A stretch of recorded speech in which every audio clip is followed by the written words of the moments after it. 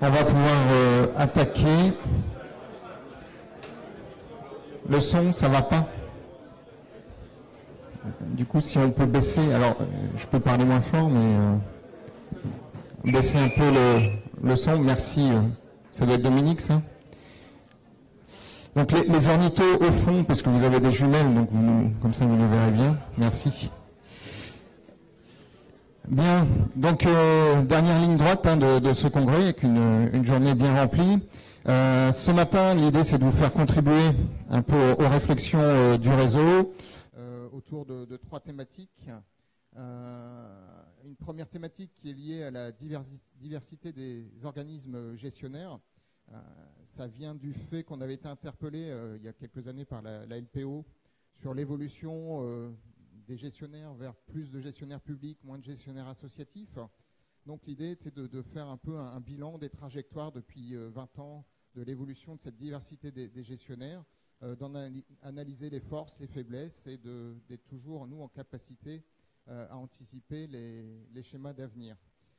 Donc l'étude a été rendue possible grâce notamment au soutien financier de l'Athènes, donc de l'Agence française pour la biodiversité, et d'Aster, Conservatoire d'espèces naturelles de Haute-Savoie.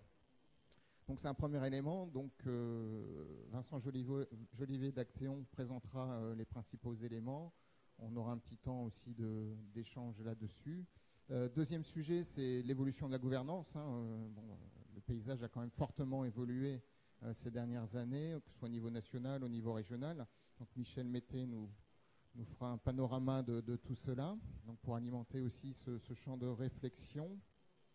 Et troisième sujet, c'est la structuration à l'échelon des régions, des réseaux de gestionnaires, dans aussi un schéma d'arrivée prochaine d'agences régionales pour la biodiversité. Donc là, Cédric Palacio fera un panégyrique des réseaux actuels et comment ça fonctionne. Ces trois présentations serviront à alimenter des réflexions autour de tables régionales, dans les fameux cafés débats, où là on vous mettra vraiment en contribution pour alimenter les réflexions du conseil d'administration sur ces trois sujets. Donc voilà un peu en introduction. Juste aussi un message, c'est qu'on a eu le plaisir de recevoir un message vidéo du ministre. Donc je vous invite tous en plénière de clôture à venir écouter le message qu'on espère de soutien du ministre au réseau des réserves. Bien, sans plus de transition, je ne sais pas s'il y avait une deuxième diapo là. C'était le déroulé. Voilà.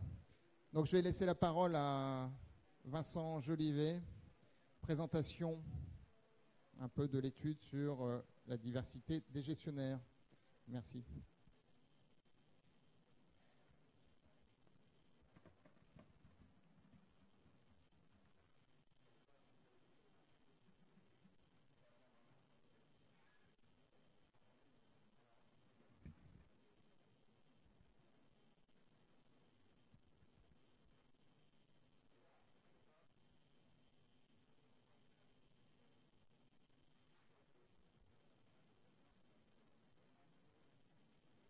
Vous m'entendez? Ça y est.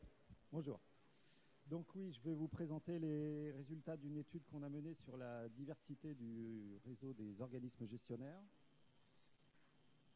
Comme l'a dit Vincent, c'est une étude qui est née de plusieurs constats, de plusieurs idées. Le réseau des organismes gestionnaires, historiquement, il s'est structuré autour des associations nationales, locales, régionales qui ont beaucoup œuvré pour la création de réserves naturelles et donc qui, à un certain moment, étaient vraiment la catégorie de gestionnaires majoritaire au sein du réseau.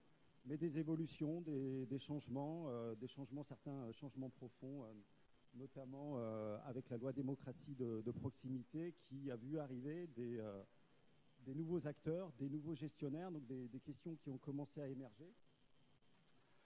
Un constat assez général fait, c'est qu'on a vu le ratio entre gestionnaires publics et gestionnaires privés de 60-40 s'inverser, avec aujourd'hui, c'était une idée à vérifier au départ de l'étude, des organismes privés qui ne représentent plus entre guillemets que 40%, donc les associations essentiellement, des gestionnaires de réserve, et 60% pour les acteurs publics. Ce constat-là, on sentait bien qu'il y avait des dynamiques importantes qui étaient à l'œuvre, mais pas forcément avec des éléments précis pour pouvoir l'évaluer. Donc c'était ce qui était demandé dans le cadre de l'étude, de croiser la dynamique. Sachant qu'on a un contexte institutionnel et financier, on va parler de gouvernance tout à l'heure, qui bouge beaucoup, qui est sujet à instabilité, mais aussi à question. Donc qu'est-ce que ces éléments-là ont comme incidence sur le réseau des organismes gestionnaires? Et une des questions sur les effets de toutes ces dynamiques-là, est-ce que la magie du mélange des cultures, du réseau des organismes gestionnaires, opère toujours, de quelle manière? Donc l'étude a été lancée avec 3 objectifs principaux. Le premier, faire le diagnostic un peu plus précis de ces évolutions. Alors d'abord, un diagnostic de la situation en 2015, c'est les chiffres qui étaient stabilisés quand on a commencé à travailler. Un diagnostic de l'évolution historique. Donc comment a évolué le réseau et pourquoi il a évolué, quels étaient les facteurs en cause de ces évolutions, quels effets ça a sur la protection du patrimoine naturel, la gestion des réserves, mais aussi sur la culture et la dynamique du réseau. Et une réflexion un peu prospective à l'horizon 2030. Qu'est-ce qu'on peut imaginer comme évolution possible de contexte toujours institutionnel, financier, de réseau des gestionnaires? Quel impact sur les gestionnaires, la diversité du réseau? Quel impact sur les réserves et quel impact sur RNF? RNF entendu au sens de vraiment le réseau des gestionnaires. Donc, je vous présente d'abord des petites précisions méthodo, ensuite le bilan 2015, l'évolution depuis 92. Pourquoi depuis 92? On a pu remonter jusqu'à cette date de référence, tout simplement parce qu'on s'est beaucoup basé sur les annuaires des organismes gestionnaires, qui à partir de 92 sont bien stabilisés, sont annuels, mais avant on avait des informations qui étaient un peu plus partielles, donc on n'a pas pu bien les traiter. Bon, ça fait quand même une période de 25 ans qui est intéressante en termes de dynamique. Les facteurs d'évolution, l'effet sur la dynamique et enfin la dimension prospective. Petite précision méthodologique, alors quand on parle de typologie des organismes gestionnaires, on se réfère à l'article 332.8 du Code de l'environnement, les grandes catégories. Donc on a les associations, les établissements publics, les syndicats mixtes. On a bien senti avec le comité de pilotage et le comité de suivi dès le début que c'était des catégories qui étaient un peu trop englobantes, qu'à l'intérieur de ces catégories, il y avait des sous-catégories de gestionnaires qui n'avaient pas les mêmes dynamiques, qui n'étaient pas forcément le même type de structure. Donc on les a décomposés. Pour les associations, on a décomposé en 4, locales, régionales, les conservatoires d'espaces naturels qu'on a mis à part, les associations nationales, les collectivités, donc EPCI, communes et départements, syndicats mixtes, on a distingué PNR et les autres.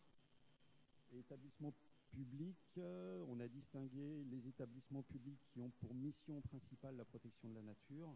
On a mis dans cette catégorie les parcs nationaux, l'ONCFS, et ensuite, dans une autre catégorie d'établissements publics, on va retrouver notamment l'ONF. On a construit une base de données qui n'existait pas encore. Donc, il peut y avoir encore des petits bugs, tout simplement pour dire, vous avez tous à l'esprit quelques chiffres précis, par exemple sur le nombre de réserves, des choses comme ça. Certains éléments, il ne faut pas regarder à l'unité près, il peut y avoir des petites choses à corriger encore, mais toutes les tendances ont été travaillées, vérifiées et sont justes. Quelques points particuliers, on a fait des analyses, par exemple, de l'importance de catégories de gestionnaires par rapport aux surfaces de réserves gérées. Et là, on a exclu certaines réserves qui faussaient les chiffres. La réserve naturelle d'Étaf, par exemple, bon, voilà, par rapport aux catégories de gestionnaires, ça n'avait aucun sens, ça brouillait toutes les moyennes. Et quand on parle de nombre de réserves gérées par catégorie de gestionnaire et qu'on est sur une cogestion, la réserve qui est co-gérée, on va la compter 2 fois. Donc dans certains éléments qu'on va voir, si vous faites l'addition de toutes les réserves, vous allez vous dire ça ne va pas, il y en a plus que prévu, mais non, c'est parce que les cogestions, les réserves co-gérées sont comptées 2 fois. Le tableau des organismes gestionnaires en 2015, ce qu'on peut constater déjà, c'est qu'on a un réseau qui est d'une diversité unique. On a 14 sous-catégories de gestionnaires. C'est quelque chose qui, au niveau national, je pense, est unique, qu'on ne retrouve pas ailleurs, avec une représentation quand même assez importante de plusieurs sous-catégories. Les associations locales, qui restent la sous-catégorie la plus importante, avec en proportion du nombre de gestionnaires, donc pas loin du quart pour les associations locales. Et donc vous voyez toutes les catégories. Maintenant, la représentativité des différentes sous-catégories, elle peut être vue d'un œil différent selon ce qu'on regarde comme critère pour juger du poids des gestionnaires. Si on regarde par exemple, c'est la diapo suivante, le nombre de réserves gérées par sous-catégorie de gestionnaires, on voit que ce ne sont plus les associations locales qui constituent la part la plus importante, mais là ce sont les SEN qui gèrent 23% des réserves, presque un quart des réserves. Donc on a des sous-catégories de gestionnaires qui gèrent de plus en plus de réserves, qui deviennent un peu des gestionnaires un peu institutionnels et qui prennent une place, enfin on va le voir avec l'évolution, assez importante dans le réseau. D'autres gestionnaires, je ne l'ai pas dit sur la diapo précédente, mais tels que les communes ou les EPCI, qui sont des gestionnaires uniques. On a 32 EPCI, 31 communes ou l'inverse. Non, c'est ça. Non, c'est l'inverse. Gestionnaires et qui sont gestionnaires du même nombre de réserves. Donc il y a certains gestionnaires qui sont vraiment dédiés à certaines réserves et qui n'ont pas vocation à devenir des professionnels entre guillemets de la gestion des réserves, parce que tout le monde agit professionnellement, mais qui n'ont pas vocation à en gérer plusieurs. On pourrait regarder, je n'ai pas mis la diapo, mais la part des différentes sous-catégories en fonction de la superficie de réserve gérée, par exemple. On aurait d'autres chiffres. Là, ce sont les établissements publics de protection, enfin, qui ont pour mission principale la protection de la nature, qui apparaissent comme étant les organismes les plus représentés. Donc, il y a un poids relatif qu'il faut pouvoir apprécier. L'évolution depuis 92. Donc en bleu, vous avez les associations, vers les collectivités, ensuite en mauve rose, les syndicats. Ce qu'on peut constater depuis 92, c'est d'abord qu'il y a un recul de certaines sous-catégories de gestionnaires. Le recul le plus frappant, le plus marquant, c'est celui qui concerne les associations locales, qui n'étaient pas loin de représenter la moitié, enfin 42% des gestionnaires en 92, et qui sont aujourd'hui 22%, avec un recul qui s'est amorcé dès les années 90. On imaginait un moment que c'était peut-être la loi démocratie de proximité et la création des réserves régionales qui avait amorcé ce recul. En fait, il était là depuis les années 90. C'est également le cas pour les communes, même si c'est plus récent. Et là, justement, on peut voir que ça se produit surtout à partir de 2008, donc là où vraiment la loi Démoprox commence à faire ses effets, avec un recul des communes qu'on peut imaginer au profit des EPCI qui passent de 8% des organismes gestionnaires en 2008 à 15% en 2015. Donc globalement, on a fait le constat d'un recul des structures locales de gestion au profit de structures qu'on a appelées supralocales, qui interviennent plutôt à soit une échelle régionale ou à une échelle infra entre le local et la région.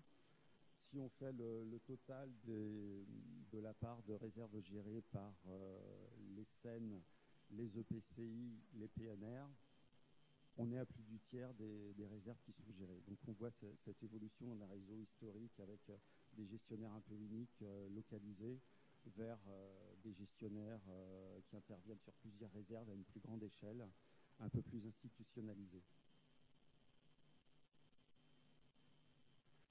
On a regardé s'il y avait une différence entre les réserves nationales et les réserves régionales. Sur les réserves nationales, comme globalement pour toutes les réserves, un fort recul des associations locales, qui étaient gestionnaires d'un peu plus de 40% des réserves en 92 et qui aujourd'hui ne sont plus gestionnaires que de 19%. Et aujourd'hui, un constat qu'il n'y a pas forcément de gestionnaires privilégiés pour les réserves nationales. On voit qu'il y a pas mal de sous-catégories qui représentent entre 10 et 15% des gestionnaires. Donc, a priori, mais l'étude ne peut pas répondre à toutes les questions, elle en soulève pas mal. A priori, quand on confie la gestion des réserves naturelles nationales, il n'y a pas forcément un type de gestionnaire qui est privilégié.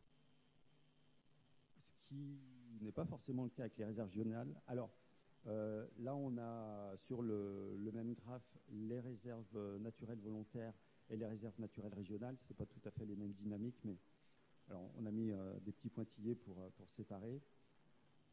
Là, on peut constater, arrivé en 2015, qu'il y a au contraire des gestionnaires qui apparaissent, des gestionnaires de prédilection des réserves naturelles régionales avec les SEN, qui aujourd'hui sont gestionnaires de 33% des réserves. On a ajouté les EPCI, même si ce n'est pas du tout la même proportion que les SEN, mais qui apparaissent aussi comme des gestionnaires qui interviennent, qui sont plus facilement sélectionnés pour gérer des RNR. Disparition de la catégorie, quasi-disparition de la catégorie des propriétaires, c'est en orange, évidemment, avec la disparition des RNV. On s'est intéressé à la proportion, au ratio entre le nombre de réserves et le nombre de gestionnaires. Et on peut remarquer qu'on a deux courbes qui ont tendance à s'écarter. Pendant de nombreuses années, on avait plus de réserves que de gestionnaires, mais on était sur des ratios de 1,3. On est allé jusqu'en 2005, juste avant vraiment la mise en application de la loi Démoprox. On avait 1,16 réserves gérées par catégorie de gestionnaires, par gestionnaire, pardon. Aujourd'hui, on arrive à 1,56. Alors, on a mis entre guillemets le terme de concentration de la gestion. En tout cas, un constat fait qu'aujourd'hui, on a des gestionnaires qui ont vocation à gérer de plus en plus de réserves. Un élément qui est aussi ressorti de manière assez forte de l'étude, c'est l'évolution d'éco-gestion, avec une croissance importante d'éco-gestion, en particulier pour les réserves nationales. On est aujourd'hui sur 1/5 des réserves nationales qui sont co-gérées. Une variété de cogestion assez importante. On a 14 types d'assemblages possibles entre associations, établissements publics, etc. Et je ne l'ai pas mis là, mais une implication de l'ONF dans 1/3 des cogestions, ce qui souligne une dimension technique aussi des motivations de la cogestion liées à la spécificité de certains milieux. On va revenir sur les facteurs explicatifs. Voici donc, on n'a pas développé ici, mais dans les livrables de la mission, ça l'est bien sûr davantage. Les principaux facteurs qui expliquent ces évolutions qu'on a relevées puis partagées en comité de suivi. La dynamique de création de réserves naturelles. On a dit au début du réseau, beaucoup d'associations à l'initiative de la création de la réserve et qui se voyaient confier naturellement la gestion. Aujourd'hui, dans la dynamique de création de réserves, déjà réserve nationale, la dynamique est beaucoup moins forte aujourd'hui, ces dernières années. On a une dynamique qui est surtout forte avec les réserves régionales et un rôle très fort des SEN dans l'émergence des réserves qui se voient confier la gestion. La territorialisation des enjeux environnementaux, ce qu'on veut dire par là, c'est que la protection des espaces naturels, de la biodiversité, c'est plus qu'une affaire de spécialistes, de naturalistes. C'est lié à d'autres enjeux territoriaux. Il y a un intérêt du coup qui s'est manifesté progressivement, notamment des collectivités. Ça ne concerne pas que les réserves, on a vu ça avec Natura 2000. Donc des acteurs qui, au début des années 2000 notamment, ont commencé vraiment à, si ce n'est émerger, au moins de prendre de plus en plus de place, être de plus en plus intéressés par la gestion des réserves. Certains gestionnaires qui se sont renforcés au fil des années, les parcs régionaux, les syndicats, les conservatoires d'espaces naturels, les EPCI, qui ont été consolidés à travers des dispositions législatives, des reconnaissances institutionnelles, des élargissements de compétences pour les EPCI, donc qui sont devenus des gestionnaires qui présentent un peu plus de moyens, un peu plus de garanties, un peu plus de reconnaissance et qui vont être un peu mieux armés, on va dire, pour obtenir la gestion. La professionnalisation de la gestion, bon, ça rejoint un petit peu cette idée-là. Bon, alors dans le domaine naturaliste, là, tout le monde Tous les gestionnaires agissent de manière professionnelle, ce n'est pas là le sujet, c'est plutôt sur l'appréhension d'autres enjeux, mais ça rejoint un peu la territorialisation d'enjeux socio-économiques qui favorisent certains gestionnaires et le recul des dotations financières qui fait que maintenant, pour devenir gestionnaire de réserve, il faut aussi présenter un certain nombre de garanties financières, être en capacité d'aller chercher des ressources complémentaires, et ça, ce n'est pas forcément à la portée de tous les gestionnaires. Les effets de ces évolutions, on a retenu 7 critères. On ne va pas tous les voir aujourd'hui dans les présentations qui seront sur les tables. En revanche, là, vous avez tous les critères qui sont listés. Donc, je vais passer assez rapidement. Le premier critère pour mesurer l'effet, c'est évidemment l'objectif premier, la protection du patrimoine naturel, l'ancrage territorial, ensuite la mobilisation de moyens humains, techniques, de moyens financiers, la contribution des réserves aux autres politiques environnementales, mais aussi aux autres politiques territoriales, force et pérennité de l'action. Ce qu'on veut dire par là, c'est la stabilité du gestionnaire, stabilité du point de vue financier, institutionnel, mais aussi par rapport aux objectifs. Une association, par exemple, de protection de la nature, là, l'objectif est clair, c'est l'objectif statutaire, la protection du patrimoine naturel et la gestion de la réserve. Ça peut être soumis à question pour d'autres gestionnaires qui ont d'autres missions, qui ont d'autres compétences. Et enfin, la contribution à la culture et à la dynamique du réseau des réserves. Alors, un petit point méthodologique que je n'ai pas fait encore, ce n'est pas du tout une évaluation de la gestion. Là, on a interrogé, on va dire, les atouts, les risques que peuvent présenter certaines catégories de gestionnaires par rapport à ces objectifs. D'abord, d'un point de vue méthodologique, on l'a fait simplement en recueillant des témoignages. On a fait une trentaine d'entretiens dans le cadre de l'étude. Donc, ce n'est pas du tout exhaustif. On ne prétend pas avoir fait le tour de la question avec ces entretiens. Et de toute façon, l'esprit de l'étude, la philosophie, ce n'était pas du tout de juger de la qualité de la gestion. Donc, c'est pour ça qu'on parle d'atouts, de risques. Ce qu'on dit par rapport à certaines catégories de gestionnaires, ça va être valable pour le gestionnaire X, mais un autre gestionnaire de la même catégorie, ça peut ne pas être valable. Donc, ce sont plutôt des conclusions, plutôt des pistes de réflexion qu'on vous propose.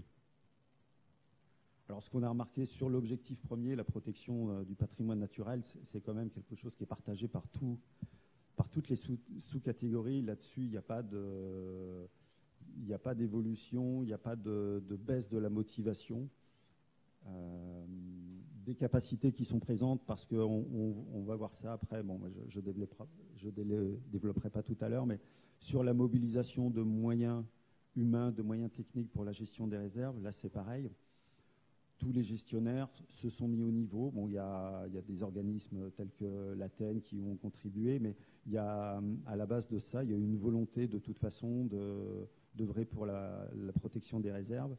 Quand on est personne physique, qu'on a envie de travailler sur une réserve naturelle, on peut aller dans une association, on peut aller dans une collectivité, dans un syndicat mixte. Des fois, c'est juste voilà, les conditions d'embauche qui font qu'on retrouve des gens motivés partout et donc un objectif qui est bien poursuivi. Les risques qui peuvent exister, c'est par rapport à cet élargissement des missions, des compétences de certains gestionnaires, il peut y avoir à certains moments un petit peu de conflit en interne entre un objectif lié à la réserve qui ne serait pas tout à fait dans le droit fil d'une autre mission, un autre objectif qu'aurait un gestionnaire. Alors, j'ai mis un exemple, collectivité avec l'aménagement du territoire, mais comme je l'ai dit, ce n'est pas une généralité. Et certains gestionnaires qui peuvent présenter le risque de privilégier des enjeux socio-économiques quand il y a conflit d'usage entre la réserve et puis des usagers. L'ancrage territorial, donc des catégories de gestionnaires qui présentent quand même un certain nombre d'avantages par rapport à d'autres, puisqu'ils ont des compétences déjà qui leur permettent de se saisir d'un plus grand nombre de missions, des responsabilités, les collectivités, avec la responsabilité de la cohérence de l'aménagement du territoire qui peut, c'est pas toujours le cas, mais qui peut les amener à à rapprocher les enjeux de biodiversité et d'aménagement, qui ont des services techniques de communication, de tourisme, etc., qui peuvent permettre d'appréhender mieux un ancrage territorial, et une légitimation locale qui va être plus facile. Les limites pour les associations, alors pour certaines associations, ça va être des limites statutaires. L'objet, ce n'est pas de faire de l'aménagement du territoire, c'est faire de la protection de la réserve. Et pour les établissements publics, on a pu relever que ça pouvait constituer un point faible. Mais j'insiste pas encore une fois parce que c'est vraiment pas des choses qui sont valables pour tous les gestionnaires. Sur la mobilisation de moyens humains et techniques, j'ai déjà parlé du premier point. Le deuxième point, on n'est pas allé le chercher très loin, hein. Tout le monde le sait, le bénévolat qui peut être attaché à certaines catégories d'associations. Et les collectivités, ça rejoint un petit peu ce que j'ai dit, ont cette capacité à mobiliser peut-être des moyens plus importants. Les limites pour des petites collectivités, les communes en particulier, ça peut être la difficulté parfois à voir quand on est sur une toute petite commune, qu'on va recruter un agent. Cet agent, on ne peut pas forcément l'affecter exclusivement à la gestion de la réserve, donc on va chercher un profil un peu transversal, une personne qui va pouvoir intervenir sur plusieurs missions de la collectivité. Et donc des fois peut-être un petit peu plus de difficulté à trouver des gens vraiment spécialistes pour la gestion des réserves, et la contrainte des ETP pour les établissements publics. Le troisième point de l'étude, c'était une réflexion prospective à l'horizon 2030. Alors on a nourri cette réflexion de plusieurs éléments. Le premier, on a essayé de construire des scénarios possibles d'évolution du contexte institutionnel, financier dans lequel baignent les réserves, ce qui nous a amené à définir 3 scénarios. Alors 3, ça aurait pu être 2, ça aurait pu être des scénarios successifs, mais enfin ça permet d'alimenter une réflexion. On a regardé quels étaient les effets possibles de ces scénarios sur le paysage des organismes gestionnaires, quel type de catégorie de gestionnaire ça peut privilégier ou défavoriser, les effets sur le réseau et les questions que ça soulève.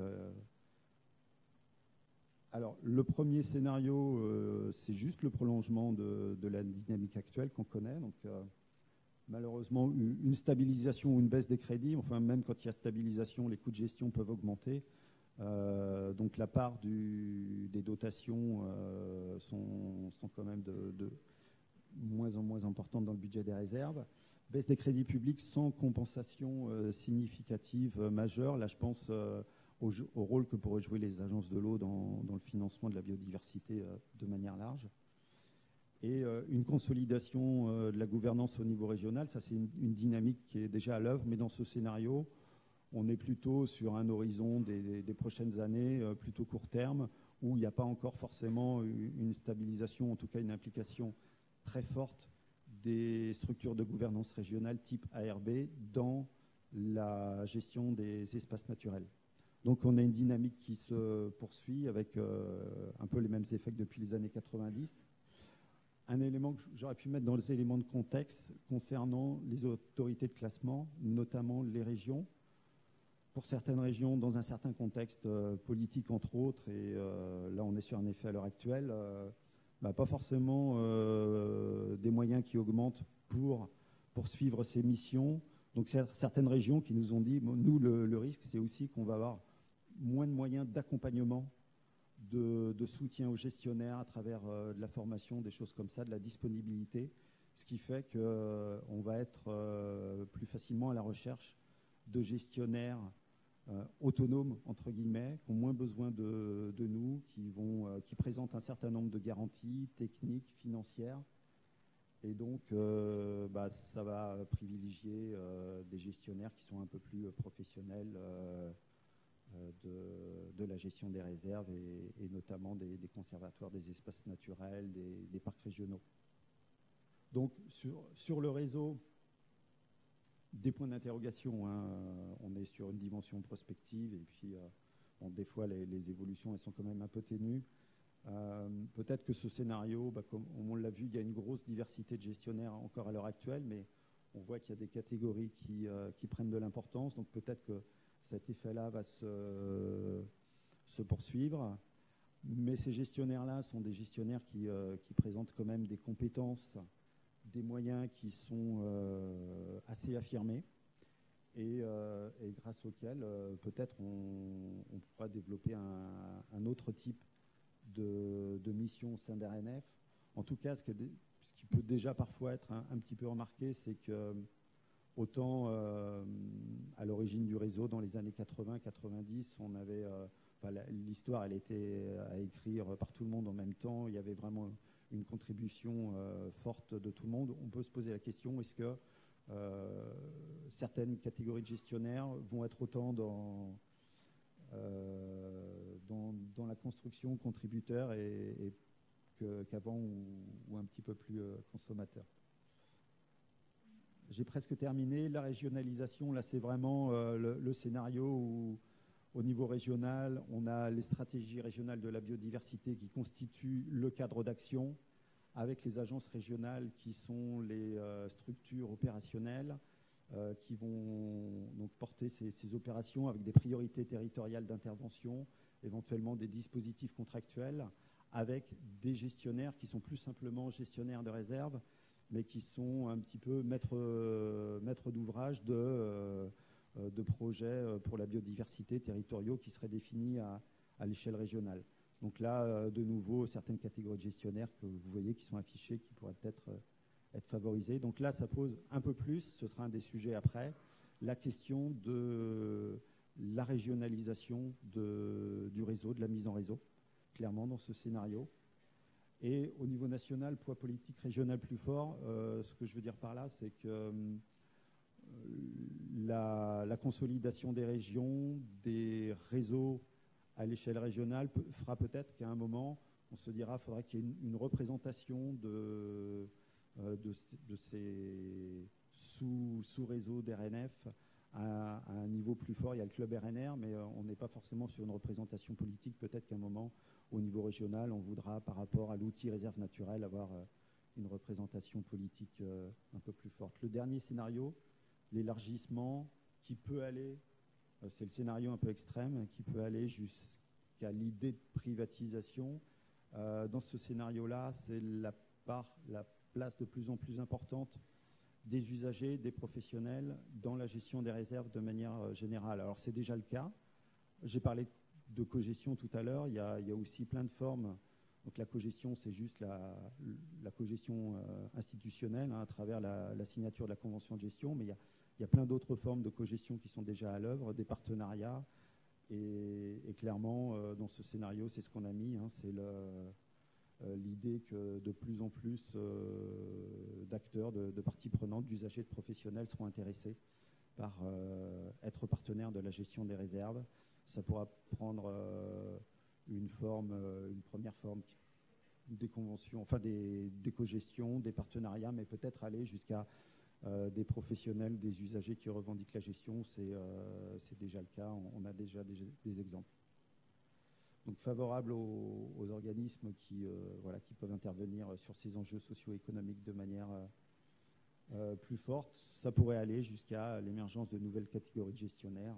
Là, on est clairement dans la dimension prospective avec les professionnels, mais encore une fois, il y en a déjà.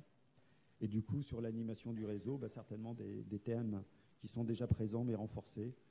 L'ancrage territorial, la valorisation des services écosystémiques. Et peut-être, là c'est vraiment le scénario extrême, certaines catégories de gestionnaires qui sont dans le réseau pour défendre d'abord l'intérêt des structures, des organismes qui représentent plutôt que l'intérêt général des réserves. J'en arrive aux deux dernières diapos avec les questions que ça soulève. On a retenu 4 questions. La première, quel cadre de référence pour l'outil réserve naturelle? On voit qu'il y a de plus en plus d'acteurs, de gestionnaires, avec une variété de gestionnaires.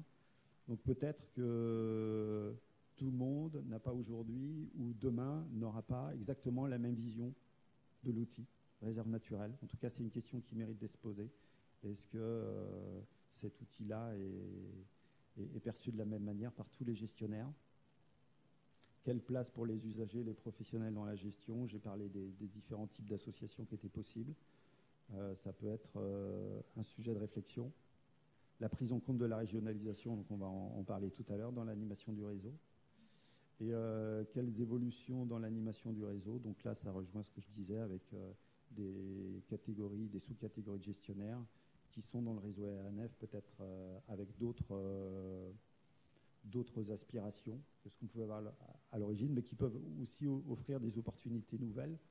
On a des catégories de gestionnaires qui permettent peut-être aujourd'hui de porter aussi des programmes plus ambitieux. Je pense à des projets LAC, des choses comme ça, qui pourraient constituer peut-être aussi pour RNF l'occasion de porter des sujets, de porter des programmes sur d'autres thématiques et d'autres ambitions. Voilà.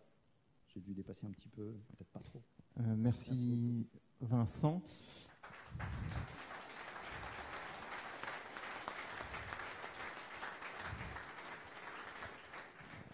Donc je précise que vous aurez l'ensemble des résultats vous seront mis à disposition, parce que ce qui est intéressant pour ANF, c'est qu'on est en train de constituer une base de données des gestionnaires, et ça permettra aussi d'avoir le matériau pour suivre les tendances à long terme. Et dans le cadre du comité de suivi, il y a plein de questions qui sont soulevées, qu'on n'a pas pu traiter dans le cadre de l'étude. Par exemple, est-ce qu'on peut faire des focus régionaux, voir s'il y a des tendances différentes d'une région à l'autre, etc. Donc il y a encore un certain nombre de questions ouvertes qu'on pourra traiter par la suite. Mais voilà, vous avez déjà des premiers éléments de retour. Et il y a quelques questions qu'on posera du coup autour du café débat. Je ne sais pas si on les affiche ou pas. Donc vous aurez l'occasion de vous exprimer. Je vais pas ouvrir le sujet maintenant, parce que sinon on va pas tenir le temps. Nous, on a passé en comité de suivi des journées à se poser des questions, et ça ouvre plein de questions. Donc, à titre d'exemple, c'est pas exhaustif, mais voilà, quelle est votre perception de cette évolution? À votre avis, c'est quoi le scénario tendanciel? Quels sont les avantages, inconvénients, les risques?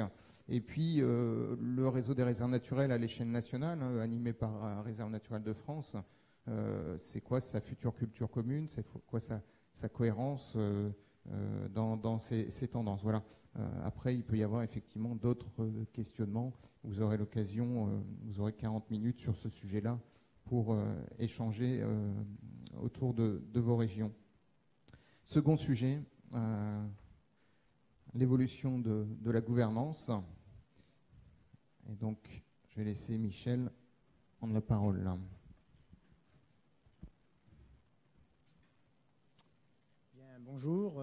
Deuxième thème de Café Débat. Les instances de gouvernance.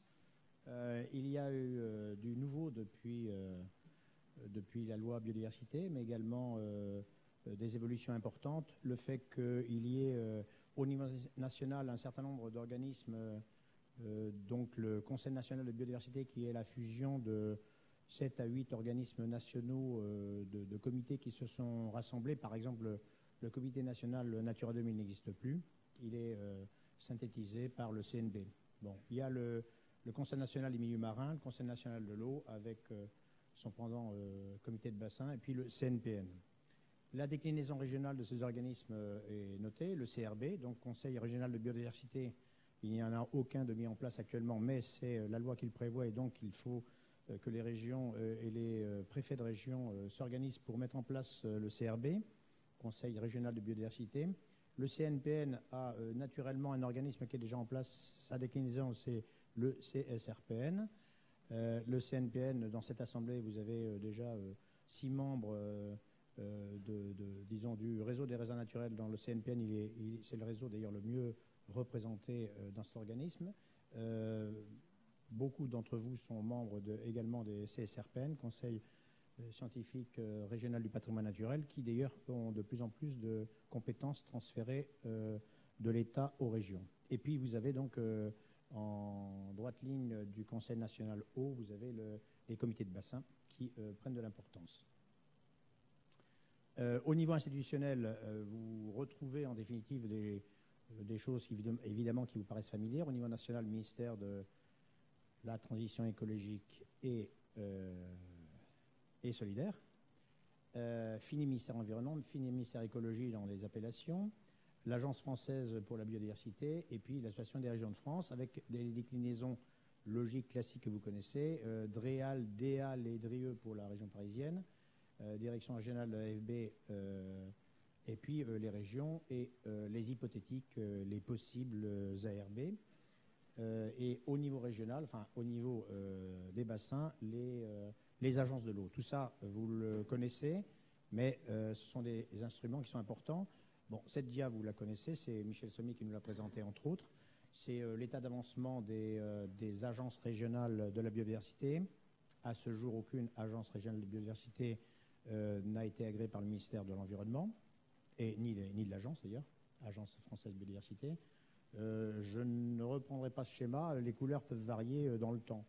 Il y a 3 mois, on annonçait que, en gros, la Normandie était sur le point de créer son agence régionale. On parlait également de l'Occitanie. Bon, bref, il se trouve que la hiérarchie est changée. Soyons concrets, attendons les faits pour voir en définitive ce qui se passera. Alors, un acteur important, je pense que vous l'avez compris, c'est les agences de l'eau, qui en fait s'ouvrent à la biodiversité non seulement aquatique, zone humide, ça c'était connu par la plupart d'entre vous, mais à la biodiversité terrestre. Et en fait, les agences de l'eau ont une compétence élargie du fait des nouveaux règlements, et en fait, vous pouvez vous adresser à l'agence de l'eau pour des problématiques qui vous concernent de gestion des espaces naturels, dès lors qu'il y a un patrimoine naturel national et commun. Donc l'élargissement de la compétence des agences de l'eau, ça donne droit évidemment à des aides particulières. Les règlements agences de l'eau visent non seulement évidemment la qualité des cours d'eau, la qualité de l'eau, qui sont les fondements même des engagements des agences de l'eau qui, ne l'oublions pas, ont le soin d'appliquer les prescriptions de la directive eau, directive européenne, mais elles reprennent également les compétences de la directive oiseaux habitat pour ce qui est de la gestion des espèces et des espaces. Je dis bien des espèces et des espaces. Voilà, et donc les questions-réponses, j'enchaîne, hein, je gagne un peu de temps. Les questions que nous nous poserons dans l'atelier débat de tout à l'heure, 5 types de questions. Là, encore une fois, il peut y en avoir d'autres, hein, mais nous les avons regroupées autour de la présence de la voix des réserves naturelles dans les instances régionales de gouvernance, que ce soit au sein des CRB, comités régionaux de la biodiversité, ou les comités de bassin. Deuxième question, les relations du réseau et des réserves dans les institutions régionales comme les régions, les futures ARB, délégations régionales de l'AFB. Là aussi, il faut se poser des questions. Quel partenariat avec les agences de l'eau ? C'est un partenaire incontournable et doté de moyens très importants. Nous ne sommes pas les seuls à être intéressés évidemment par cet organisme, mais il se trouve que c'est une opportunité nouvelle.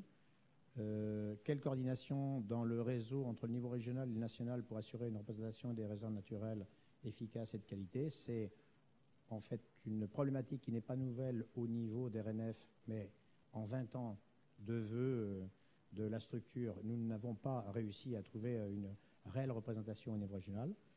Et dernier point, quelle coordination avec les autres réseaux de gestionnaires d'espaces naturels, tels que les conservatoires, les parcs nationaux, les parcs régionaux. Là aussi, des choses qui ne sont pas nouvelles, mais il est important que ce monde des gestionnaires s'organise autour de ces problématiques. Alors, on va dire que est-ce que ce sont les moyens financiers qui nous poussent à agir ? Probablement, mais c'est également le fait du sens des orientations nouvelles de la protection de la biodiversité qui fait qu'en définitive, nous devons ne plus avoir un guichet unique qui était, disons, ministère de l'Environnement réel. Les choses se compliquent, se complexifient. Ça n'est pas nouveau pour ceux qui sont habitués à des financements croisés de leurs opérations, mais ça va devenir une règle pour l'ensemble. Voilà, merci à vous.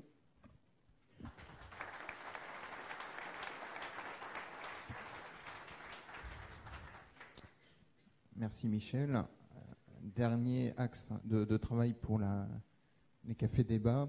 Réserve naturelle de France a lancé un peu un état des lieux de l'organisation des réseaux à l'échelle régionale, et je vais laisser donc Cédric faire le retour de ce sujet.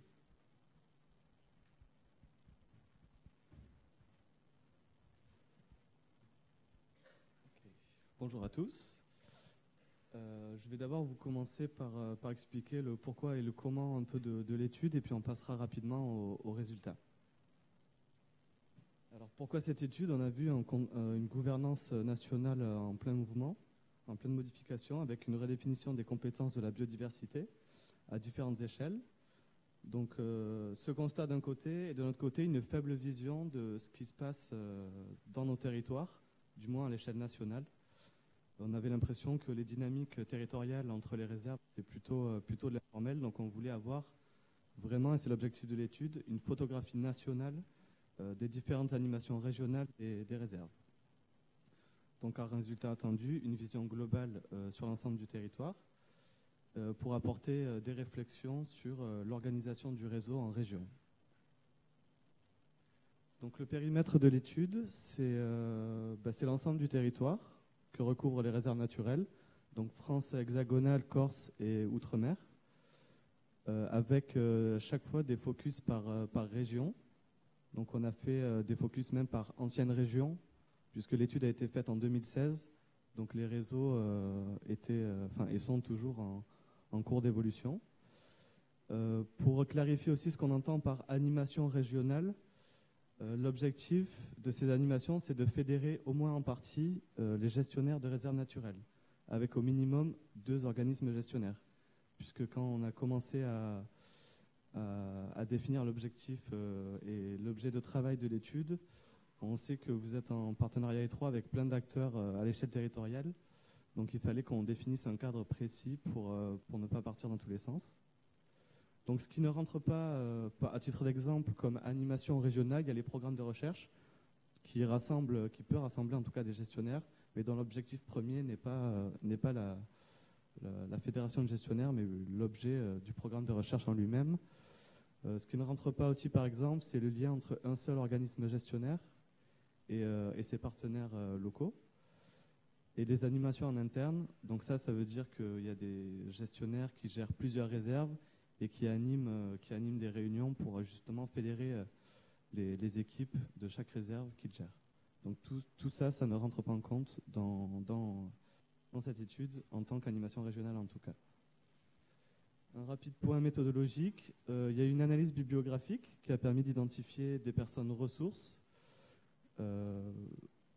avec lesquelles on a réalisé une série d'entretiens justement pour essayer de voir ce qui se passait à l'échelle régionale. Donc il y a eu une phase d'aller-retour pour valider avec eux les propos, pour diffuser des informations les plus justes possibles et les plus exhaustives. Et ensuite, il y a eu la V1 du rapport, et puis là, ce qui nous importe aujourd'hui, c'est la diffusion des résultats et le partage avec vous, et le recueil d'avis sur l'étude et plus généralement sur l'organisation territoriale des réserves naturelles. Et il y aura aussi des avis à recueillir sur les membres qui ne sont pas là aujourd'hui. Donc ensuite, il y aura la V2 du rapport et la diffusion des résultats. Donc les résultats, il y a 41 animations identifiées à l'échelle du réseau, avec 39 en France hexagonale, une en Corse et une en Guyane. Au fil des entretiens, on a pu voir que les animations étaient très diversifiées, donc sous quel que soit l'angle sous lequel on les observe. Par exemple, il y a des animations structurées, donc avec une gouvernance propre, un comité de pilotage, des groupes de travail thématiques, et des animations complètement informelles, où les gestionnaires décident ponctuellement de se rassembler pour faire une visite de site, pour échanger sur des problématiques. Vous connaissez tous ça, je suppose. Il y a des animations purement techniques, donc par exemple sur un milieu, un taxon, et des animations plutôt ciblées institutionnelles, avec par exemple des veilles juridiques. Donc là, je pense notamment aux régions et aux DREAL, puisque c'est en région, des veilles juridiques et administratives. Enfin, ce qu'on peut dire, c'est que sur l'ensemble des animations identifiées, sur ces 41 animations, il y en a 60% qui sont centrées sur les réserves naturelles. C'est-à-dire, ça peut soit fédérer les réserves naturelles régionales, soit les réserves naturelles nationales, soit l'ensemble des réserves d'un territoire. Et il y a 40% de ces animations qui sont élargies à des acteurs de la protection du patrimoine naturel. Donc ça peut être des animations qui fédèrent les ENP, les espaces naturels protégés, ou plus largement les acteurs de la biodiversité d'un territoire. Donc des dynamiques en pleine évolution. Et donc une des questions posées par l'étude, c'est est-ce que la fusion des régions va entraîner la fusion de ces animations? Donc pour avoir une idée schématique, donc on a sur cette carte en orange le nombre d'animations par nouvelle région. Et donc en noir, c'est les animations des anciennes régions administratives. Donc avec la fusion, on se demande, donc l'étude a été réalisée en 2016, en 2020, qu'est-ce qu'on aura au final comme animation sur les régions. Et je m'excuse auprès des collègues outre-mer et de Corse, pour des raisons de lisibilité, j'ai juste mis la France hexagonale. On aura l'occasion d'échanger au Café des Bases sur l'ensemble des territoires et des régions.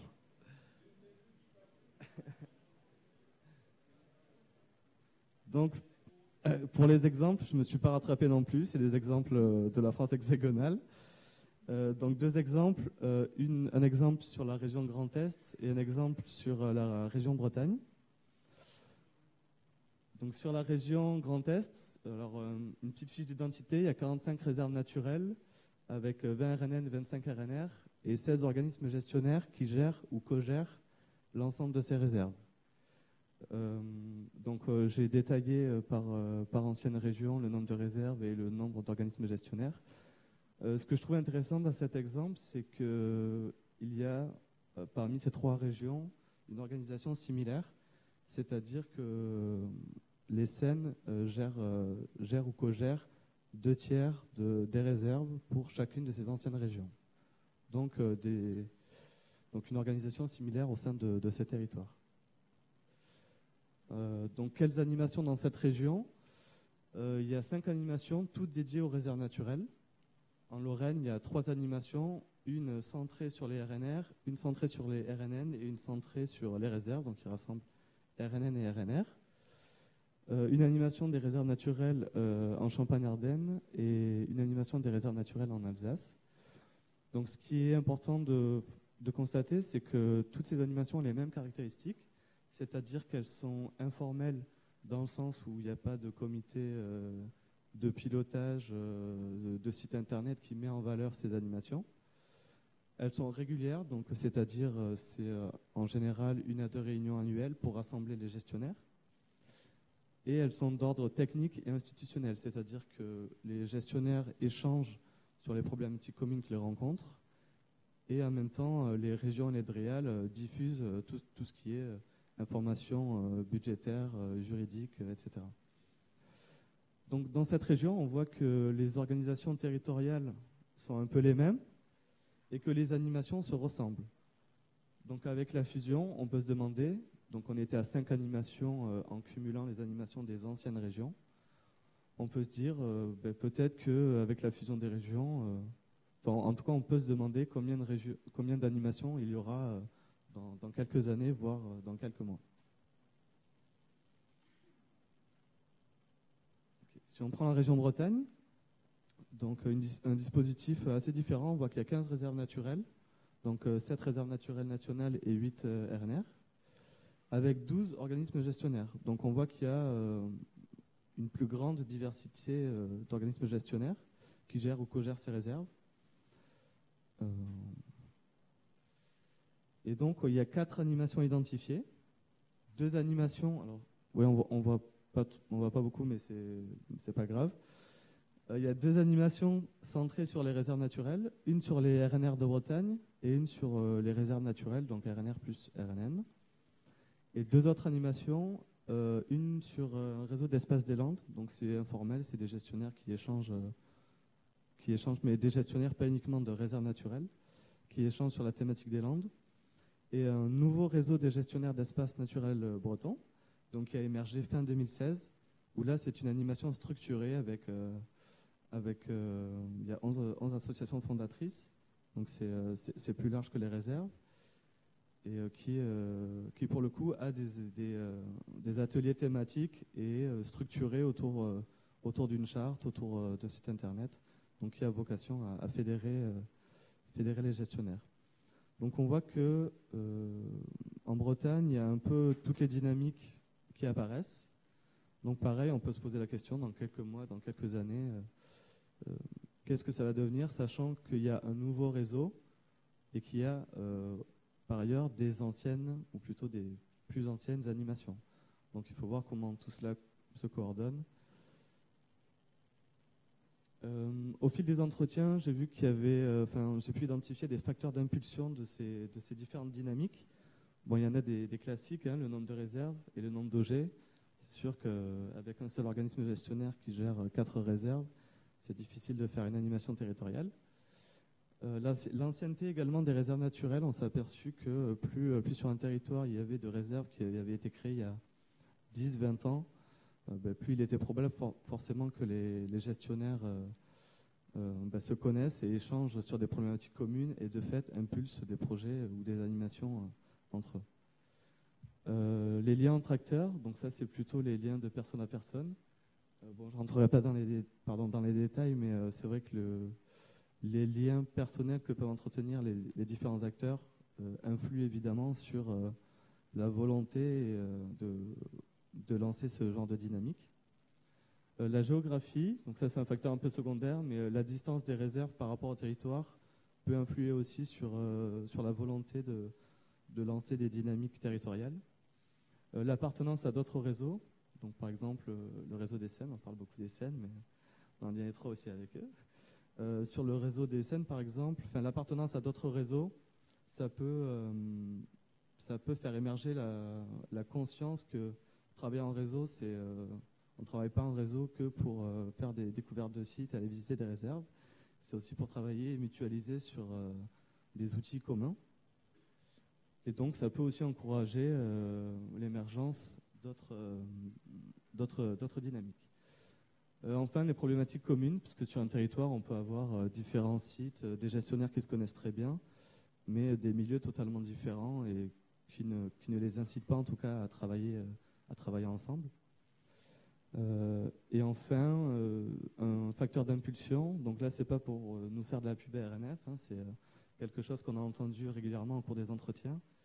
C'est l'animation nationale des réserves naturelles. Donc là, on est réunis là pendant une semaine. Et ça permet aussi d'échanger entre vous et aussi au biais d'échanges informels autour d'un petit punch, de pouvoir impulser justement certains projets. Donc en bilan de l'étude, on arrive à avoir une vision globale des dynamiques d'animation sur l'ensemble du territoire. Ce qui nous reste à faire, c'est diffuser l'information, donc qui commence aujourd'hui et qui va se poursuivre au fil des semaines et des mois à venir. Il est important de réaliser aussi une veille sur ces différentes dynamiques, puisque ça bouge beaucoup. Et donc, on pense pertinent de suivre tous les 2-3 ans à définir ce qu'il y aura dans nos territoires. Et enfin, favoriser les échanges d'expériences entre les dispositifs, entre les régions. Donc discuter entre vous sur ce qui se passe en région et comment ce que fait le voisin peut être intéressant pour nous aussi. Voilà, je vous remercie de votre présentation, de votre écoute. Pardon.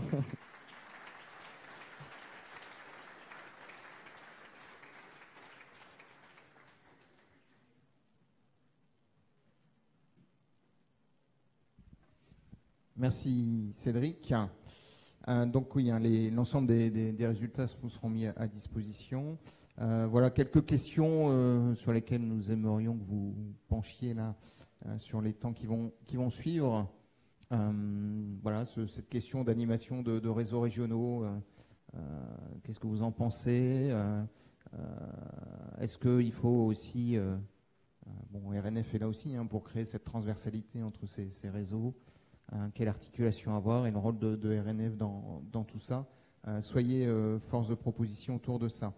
Alors, comme on a rattrapé le retard initial, si jamais il y avait une ou deux questions que vous vouliez voir rajoutées sur les thématiques, avant que je rentre dans le détail de comment on va travailler dans les cafés débats, la parole est à la salle si jamais il y a une idée lumineuse.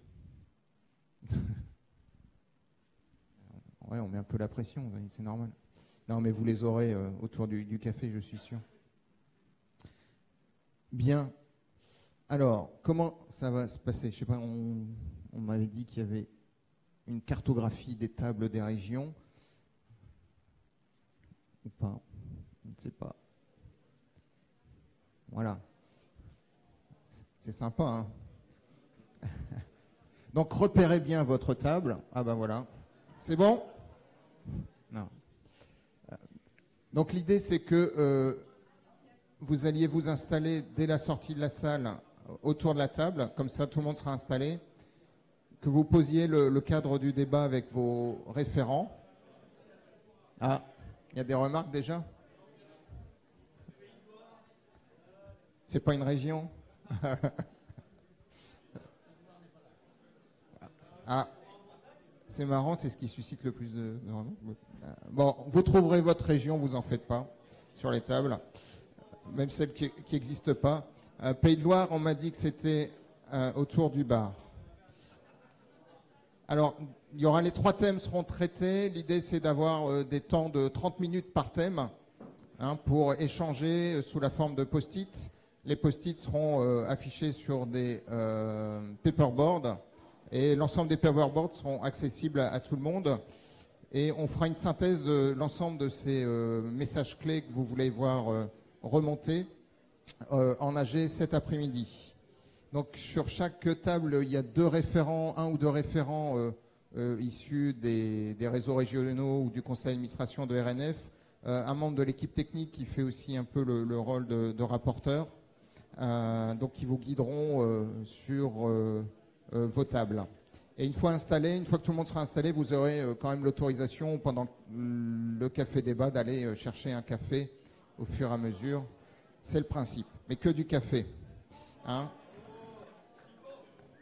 Voilà. Bon, j'étais pas clair, mais c'est pas grave, ça sera plus clair sur les tables. Voilà, donc je vous invite à rejoindre les tables. Merci.